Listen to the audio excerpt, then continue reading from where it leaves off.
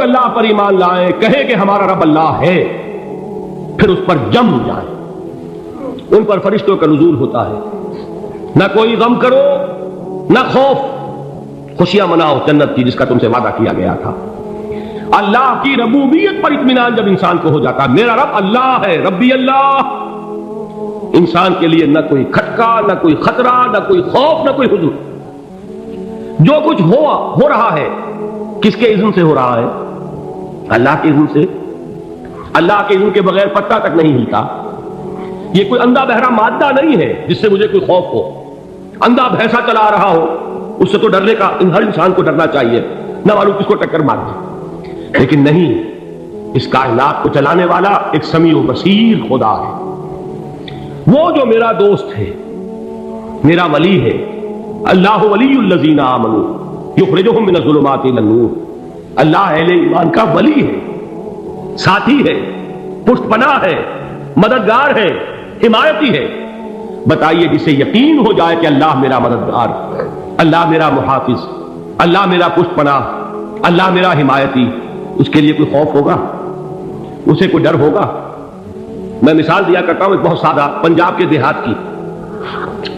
تو بڑا چودھری ہے اور کوئی غریب کسان ہے، اس غریب کسان کی کہ جانوروں کو ہر وقت اندیشہ ہوگا چوری کا، کوئی میری بھینس کھول کر نہ لے جائے، کوئی میرا بیل کھول کر نہ لے جائے۔ لیکن جس کے بارے میں یہ سب کو معلوم ہو کہ وہ جو بڑا چودھری ہے وہ اس کا دوست ہے، اس کی بچیا کو کوئی خوف ہوگا؟ اس کی بھینس پر کوئی ہاتھ ڈالے گا؟ اسے کوئی اندیشہ ہوگا؟ نہیں۔ کیوں؟ کہ وہ بڑا چودھری، بڑا اس کا یہاں کا سردار، جاگیردار، سب کو معلوم ہے وہ میرا دوست ہے، کوئی میرے خلاف اقدام نہیں کر سکتا۔ اس دنیا میں یہ چھوٹی سی بات اگر آپ کے دلی اطمینان اور سکون کا باعث بن سکتی ہے تو ذرا تصور کیجئے۔ میں لفظ تصور استعمال کروں گا صرف اس لیے کہ اس کا ہم جس کو کہتے ہیں ادراک اور شعور کر نہیں سکتے، اگر کے ساتھ کر سکتے۔ اگر یقین ہو کہ اللہ میرا مددگار اور یقین ہو کہ اللہ ہر آن میرے ساتھ ہے، پھر کوئی خوف؟ کس کا خوف؟ کوئی شے اللہ سے بالاتر ہے؟ کوئی قوت اس سے زیادہ طاقتور ہے؟ کوئی اس کے ارادے کو بدلنے والا ہے؟ کوئی اس کی مشیت کے آڑے آنے والا ہے؟ یہی بات ہے جو حضور نے فرمائی۔ یہ ایمان کا حاصل ہے لب لباب، کہ دیکھو اچھی طرح اس بات کو ذہن نشین کر لو، اگر تمام انسان مل کر تمہیں کوئی نقصان پہنچانا چاہے نہیں پہنچا سکتے مگر جو کچھ اللہ نے لکھ دیا ہو، اور تمام انسان مل کر تمہیں کوئی نفع پہنچانا چاہے نہیں پہنچا سکتے مگر وہ شے جو اللہ نے طے کر دی۔ آپ پھر میں کہوں گا ذرا طاری کیجئے، اسے فرض کیجئے، اسے سوچئے، اگر اس حدیث پر ہمارا دل ٹھکا ہوا ہو تو کسی سے ڈر ہوگا؟ یہ مجھے نقصان نہ پہنچا دے، یہ میری رپورٹ خراب نہ کر دے، یہ میری انکریمنٹ نہ رکوا دے، یہ میرا یہ نہ بگاڑ دے، یہ میرے یہ نقصان نہ پہنچا دے، اس کا ڈر، اس کا ڈر، اس کا خوف، اس کی خوشامد، اس کے لیے جا کر طرح طرح سے اپنی عزت نفس کو ذلیل کروانا اس کے سامنے۔ یہ سب کچھ کیوں کرتا ہے انسان؟ جب سمجھتا ہے کہ اس کے ہاتھ میں میرا کوئی نفع ہے، اس کے ہاتھ میں میرے لیے کوئی ضرر ہے، یہ مجھے کوئی غضب پہنچا سکتا ہے، یہ مجھے کوئی نقصان پہنچا سکتا ہے، یہ میرا کوئی کام بنا سکتا ہے، یہ میری کوئی ضرورت پوری کر سکتا ہے۔ اسی کا نام شرک ہے۔ جہاں آپ نے یہ سمجھا کہ غیر اللہ کے اندر کوئی طاقت موجود ہے وہی شرک ہے۔ بتوں سے تجھ کو امید ہے، خدا سے نومیدی، مجھے بتا تو صحیح اور کافری کیا ہے؟ شرک تو یہ ہے جس پر بھی تمہیں یہ خیال ہے کلمہ ہے، یہ کلمہ سوم، لا حول ولا قوت الا باللہ، ذرا اس پر دل کو کبھی اگر آپ تصور کریں، پھر فرض کریں، دل ٹھک جائے اس پر، کوئی طاقت نہیں۔ یہی بات تھی جو شیخ عبد القادر جیلانی رحمۃ اللہ علیہ نے اپنی وصیت میں اپنے بچے سے کہی۔ 11ویں دینے والے ہیں لیکن حضرت شیخ عبد القادر جیلانی کی وصیت اور تعلیمات کو کتنے لوگ نہیں جانتے ہیں؟ یہ جن مقامات تک پہنچے ہیں وہ کس چیز کی بدولت پہنچے؟ انہوں نے جو پیغام دیا وہ کیا تھا؟ اے میرے بچے، جس طریقے سے قرآن مجید میں حضرت لقمان کی نصیحتیں جو ہے نقل کر دی گئی ہیں، میں یہ عرض کروں گا بالفرض اگر قرآن حضرت عبد القادر جیلانی کے بعد نازل ہوا ہوتا تو شیخ عبد القادر کی یہ نصیحتیں بھی قرآن میں درج ہوتی۔ اتنی اونچی نصیحتیں ہیں۔ اے میرے بچے، اس حقیقت کو ذہن نشین کر لے، لا فاعل فی الحقیقت ولا مؤثر الا اللہ، اس کائنات میں نہ کوئی فاعل حقیقی ہے نہ مؤثر حقیقی ہے سوائے اللہ۔ کسی شے میں کوئی تاثیر نہیں اگر اللہ نہ چاہے، آگ جلا نہیں سکتی اگر اللہ نہ چاہے، پانی ڈبو نہیں سکتا اگر اللہ نہ چاہے، زہر ہلاک نہیں کر سکتا اگر اللہ نہ چاہے، کوئی چیز فائدہ نہیں پہنچا سکتی اگر اللہ نہ چاہے۔ تو در در پہ کیوں سر جھکاتے ہو؟ در در پر کیوں جبیں سائی کرتے ہو؟ سب کے سامنے کیوں ہاتھ پھیلاتے ہو؟ ایک اللہ سے مانگو، ایک اللہ کے سامنے زمین پر اپنی جبین رکھو۔ لا فاعل فی الحقیقت ولا مؤثر الا اللہ۔ نظر آتا ہے ہمیں کہ پانی پیاس بجھا دیتا ہے، پیاس بجھانے کی صلاحیت پانی میں نہیں ہے، اللہ کے اذن سے۔ کھانا بھوک مٹا دیتا ہے، بھوک مٹانے کی صلاحیت کھانے میں نہیں ہے، اذن رب میں۔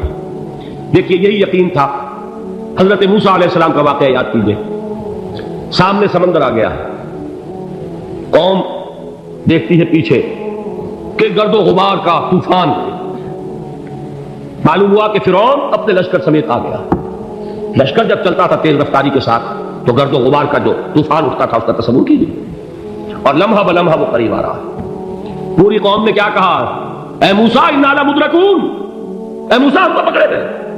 قرآن مجید میں تو یہاں وہ باتیں نہیں لکھی ہیں، لیکن تورات میں یہ درج ہے کہ بنی اسرائیل جھگڑنے لگے، دست و گریبان ہو گئے موسیٰ کے ساتھ۔ موسیٰ نے یہاں فرمایا لا کر، اس سے تو ہم ہی بہتر تھے، وہاں کھانے کو ملتا تھا، زندگی تو تھی، بیگار ہم کر رہے تھے، موت تو نہیں تھی۔ اب جو کچھ ہوگا اس کا تصور کرو، جس طریقے سے ہمارے ٹکڑے اڑائے جائیں گے۔ تو لڑ رہے ہیں حضرت موسیٰ علیہ السلام سے، یہ تورات کی تفصیل ہے۔ قرآن میں صرف اتنا آیا ہے، پریشان ہو کر انہوں نے کہا انا لمدرکون، موسیٰ ہم کو پکڑے گئے۔ اس وقت موسیٰ کا جواب کیا ہے؟ کلا ان معی ربی سیہدین، نہیں، میرے ساتھ میرا رب ہے، وہ راستہ دے گا۔ بتائیے کہاں راستہ نظر آ رہا ہے؟ یہ ہے ایمان بالغیب۔ راستہ نظر نہ آئے تب اللہ پر یقین ایمان ہے۔ جیب میں پیسے ہوں اور تب دل کو اطمینان ہے تو ایمان کس پر ہوا؟ پیسے پر، اللہ پر نہیں۔ جب وسائل و ذرائع نہ ہو اور پھر یقین ہو کہ اللہ مسبب الاسباب ہے، وہ اسباب کا پابند نہیں ہے، وہ اسباب کا محتاج نہیں ہے، اسباب اس کے محتاج ہے۔ اگر یہ یقین ہے تو اللہ پر ایمان ہے، یہ نہیں ہے تو تمہارا ایمان اسباب پر ہے، وسائل پر ہے، ذرائع پر ہے، مادیات پر ہے، اللہ پر نہیں۔ اس وقت کہاں راستہ تھا؟ کوئی راستہ تھا؟ سمندر ہے اور ادھر سے لشکر آ گیا ہے۔ اللہ ان معی ربی سیہدین۔ اب دیکھیے ایمان کہہ دینا آسان ہے، ہوا معکم اینما کنتم، جہاں کہیں بھی تم ہوتے ہو اللہ تمہارے ساتھ ہوتا ہے، لیکن اس کا یقین قائم ہو جائے تو زمین و آسمان کا فرق واقع ہو جائے۔ یہی بات ہوئی حضور کے ساتھ۔ غار ہے، چھپے ہوئے ہیں محمد رسول اللہ اور آپ کے وہ یار غار ابو بکر صدیق رضی اللہ تعالی عنہ۔ اقبال نے حضرت ابو بکر کی شان میں چند اشعار کہیں صرف، لیکن واقعہ یہ ہے کہ بھاری بھاری نظموں پر اور قصیدوں پر بھاری، طویل ترین نظمیں اور قصیدے ہوں ان پر بھاری۔ ہمتیں ابو بکر کی ہمت جو ہے، کشت ملت را جو اب، جیسے بارش سے کھیتی اپجتی ہے، ابو بکر کی ہمت اور عزیمت اس امت کو اسی طرح سینچنے والی ہے۔ ثانیے اسلام و غار و بدر و قب، وہ دوسرے تھے اسلام میں، دوسرے پہلے کون تھے؟ انا اول المومنین، حضور کی بات ہے، سب سے پہلا ایمان لانے والا میں، دوسرے ابو بکر۔ ویسے ہمارے ہاں یہ چلتا ہے اختلاف، حضرت علی پہلے ہیں کہ حضرت ابو بکر پہلے ہیں، لیکن اس میں بڑی خوبصورت تطبیق قائم کی ہے علماء نے اور بہت صحیح ہے۔ چار کے بارے میں فیصلہ ہی مت کرو کہ کون پہلے، ان کی ایک عجیب تقسیم کر دی ہے۔ آزاد مردوں میں، بالغ مردوں میں سب سے پہلے ابو بکر، بچوں میں سب سے پہلے علی، خواتین میں سب سے پہلے خدیجہ، اور غلاموں میں سب سے پہلے زید بن حارثہ۔ بڑی پیاری تقسیم ہے، یہ چاروں ہی پہلے ہیں، ہر ایک کے لیے اولیت ہے۔ اور واقعہ یہ ہے کہ اگر زمانی اعتبار سے تعین ہوگا تو پہلے خدیجہ الکبریٰ آئیں گی رضی اللہ تعالی عنہ۔ کسی اور سے بات کرنے کی نوبت بعد میں آ سکتی ہے، پہلے تو اہلیہ محترمہ سے بات ہوئی، آتے ہی پہلی وحی ہوئی ہے، ابھی تبلیغ کا حکم نہیں تھا، کس کو بتایا واقعہ؟ ابھی اپنی نبوت کی تبلیغ کا تو حکم ہی نہیں آیا، واقعہ کس کا ہے؟ وہ خدیجہ کا ہے۔ جب کہا ہے کہ خشیت علی نفسی، مجھے اپنی جان کا اندیشہ ہے، تو کیا جواب دیا خدیجہ نے رضی اللہ تعالی عنہا؟ وہ صدیقۃ الکبریٰ ہے، صدیقات جو ہے خواتین ان میں چوٹی پر خدیجہ الکبریٰ ہے رضی اللہ تعالی عنہا، اور صدیق جو مرد ہیں ان میں صدیق اکبر ہے ابو بکر صدیق رضی اللہ تعالیٰ عنہ، لیکن صدیقات میں چوٹی ہوئی۔ جب حضور نے فرمایا خشیت علی نفسی، کیا فرمایا، کیا عرض کیا، کیسے تسلی دی؟ نہیں اللہ آپ کو ضائع نہیں کرے گا، آپ غریبوں کے ہمدرد ہیں، آپ مساکین کے تکالیف رفع کرنے والے ہیں، آپ بیواؤں کی سرپرستی کرتے ہیں، آپ مسافروں کی خدمت کرتے ہیں، اللہ آپ کو ضائع نہیں کرے گا۔ یہ یقین ہے اس خاتون کے اندر۔ خیر وہ ایک علیحدہ بات ہو جائے گی۔ میرے دل پر حضرت خدیجہ رضی اللہ تعالیٰ عنہ کی شخصیت کا بڑا گہرا نقش ہے، جو وہ کوئی اور ہی وقت اور موقع ہوا تو بیان ہوگا۔ بہرحال اقبال نے ایک مصرے میں جو 4 اولیتیں جمع کر دی ہیں، ہمت او کشت امت را چو ابر، ثانی اسلام و غار و بدر و قبر۔ اسلام میں حضور کے بعد پہلے کون؟ ابو بکر۔ غار میں حضور کے ساتھ کون؟ ابو بکر۔ بدر کی رات اللہ کا رسول سر بسجود، وہ گھاس پھوس کی جو جھوپڑی بنائی گئی تھی، اور وہاں تلوار ننگی لے کر پہرا دینے والا کون؟ ابو بکر۔ اور اس حجرہ عائشہ میں محمد کے بعد سب سے پہلے دفن ہونے والا کون؟ ابو بکر رضی اللہ تعالیٰ عنہ صلی اللہ علیہ وسلم۔ وہ جو معاملہ میں سنا رہا تھا غار ثور کا، حضرت ابو بکر بھی حضور کے خیال سے لرز گئے ہیں۔ آپ کو یاد ہوگا کہ جا کر پہلے تمام جتنے سوراخ تھے انہیں بند کیا، ایک سوراخ رہ گیا تھا جس کو بند کرنے کے لیے کوئی کپڑا نہیں تھا، وہاں اپنی ایڑی رکھی ہے، تب کہا ہے حضور سے تشریف لائیے، اور اپنے زانو پر حضور کو لٹایا ہے، اور وہاں کسی موذی جانور نے کاٹا ہے، حضور کی آنکھ لگ گئی تھی، اس وقت اس بل کے اندر جو بھی بچھو ہے کیا ہے واللہ عالم اس نے کاٹا ہے، اس کی تکلیف کی وجہ سے ابو بکر کی آنکھوں سے آنسو ٹپک گئے، حضور کے چہرے مبارک پر پڑے ہیں تو حضور جاگے ہیں، معاملہ کیا ہے؟ ایڑی نہیں ہٹائی وہاں سے، مبادا وہ جانور وہاں سے نکل کر محمد الرسول اللہ کو کوئی غضب پہنچا دے، ابو بکر کی ایڑی ہے، جس طرح چاہے کھا لے، ختم کر دے، جان نکل جائے تب کوئی آنچ آئے محمد پر تو آئے، لیکن جیتے جی نہیں۔ وہ ہے ابو بکر حضور کے خیال سے۔ اس وقت حضور نے پھر اپنا لعاب دہن لگایا ہے، اور اس سے پھر آپ کی تکلیف ختم ہوئی۔ جیسے خیبر میں حضرت علی کی آنکھ دکھ رہی تھی، اس کو جو شفا حاصل ہوئی ہے وہ بھی حضور کے لعاب دہن سے ہوئی۔ تو بہرحال اس وقت انہوں نے کہا ہے کہ اے نبی یا رسول اللہ، اگر اس وقت ان میں سے کسی نے غیر ارادی طور پر بھی اپنے قدموں کی طرف جھانک لیا تو پکڑے جائیں۔ کیا جواب تھا اللہ کے رسول کا؟ لا تحزن ان اللہ معنا، اللہ ہمارے ساتھ ہے، کیوں گھبراتے ہو ابو بکر؟ یہ ہے ایمان باللہ، میرا مالک اللہ، میرا رازق اللہ، میرا محافظ اللہ، میرا مددگار اللہ، میرا پشت پناہ اللہ، میرا دوست اللہ۔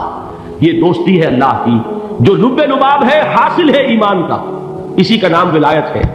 اولیاء اللہ کے سروں پر سینگ نہیں ہوتے، جس کے دل میں ایمان راسخ ہو چکا ہو وہی اللہ کا ولی ہے، جسے اللہ پر یقین ہو چکا ہے وہی اللہ کا ولی ہے، جسے یقین ہے اللہ میرے ساتھ ہے، میرا مددگار، میرا پشت پناہ، میرا ساتھی، میرا دوست، میرا محبوب، میرا محب۔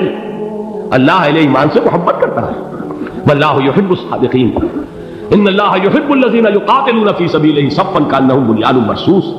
اللہ محبت کرنے والا، اہل ایمان محبوب، اور اہل ایمان محبت کرنے والے اللہ محبوب۔ والذین آمنوا اشد حبا للہ۔ آپ تصور کیجئے جسے یہ رشتہ ایمان یا رشتہ ولایت حاصل ہو جائے، الا ان اولیاء اللہ لا خوف علیہم ولا هم یحزنون، آگاہ ہو جاؤ اللہ کے دوستوں کے لیے نہ کوئی خوف ہے نہ کوئی حزن ہے۔